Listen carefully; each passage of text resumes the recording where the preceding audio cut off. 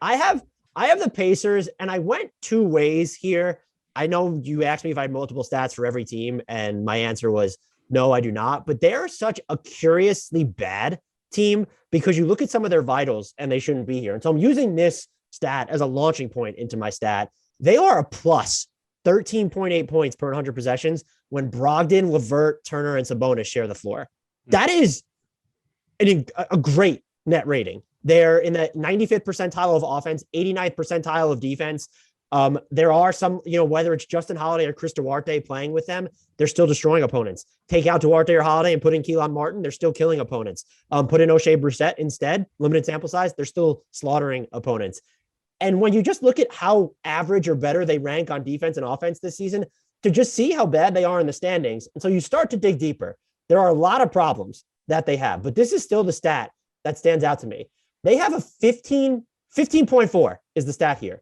That is their winning percentage in one possession games during the final 2 minutes. So games in the final 2 minutes where the point differential is within 3 points of either side, they are 2-11. That is the worst winning percentage in the league. And to underscore how often they've played in these situations, they're seventh in total minutes during these situations. They're also a total of a minus 40 in these minutes played. So we're talking about, they might be seventh in total minutes played during these one possession crunch time situations in the final 2 minutes. That's still only a total of 21 minutes. They've been outscored by 40 points in these 21 minutes. The only team that has a worse raw plus minus in these minutes is the Boston Celtics, who are minus 48 across 30 minutes of basketball there. So they have struggled.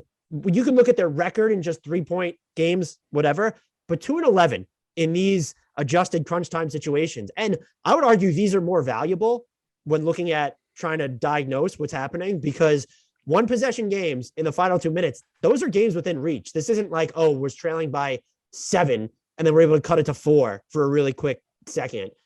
You're in the final 2 minutes within 3 points at least, and you have a 2-11 record. This team, I still think, can be better as currently constructed. Will they?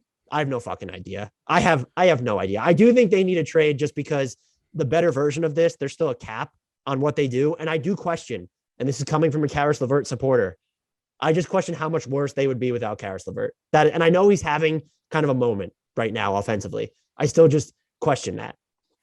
What's truly baffling here too is that this is not what you would expect from a team coached by Rick Carlisle. I this is the first I'm hearing of the number, so I don't have any research to back this up, but I would imagine that his teams in Dallas did not suffer through similar issues.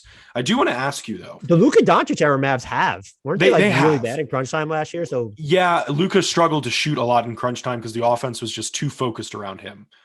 But I feel like previous iterations, I don't really remember the same narrative emerging.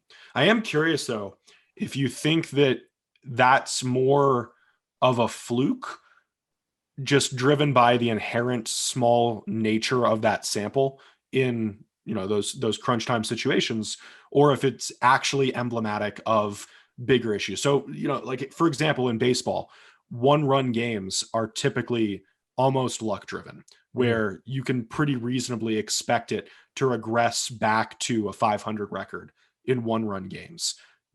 Do you feel the same way here, or do you think it's more, this is something that we need to be concerned about for the rest of the season? I do think it's something we need to be concerned about, because among the other struggles here, I don't know that they have a clear crunch time offensive pecking order or system in place. They've struggled against zone defenses and how to bust them. They have Caris LeVert kind of throwing shade at Rick Carlisle about the way he approaches busting zone defenses. We know that. I think Sabonis just fucking hates Rick Carlisle, just flat out. I feel like that's a thing that we could sort of pick up on. And then Myles Turner is unhappy with his role. He's taken 2 shots in these situations, which is, can you guess where he ranks on the team in shots taken during these specific crunch time situations? Dead last. He's 7th. So that's still pretty low.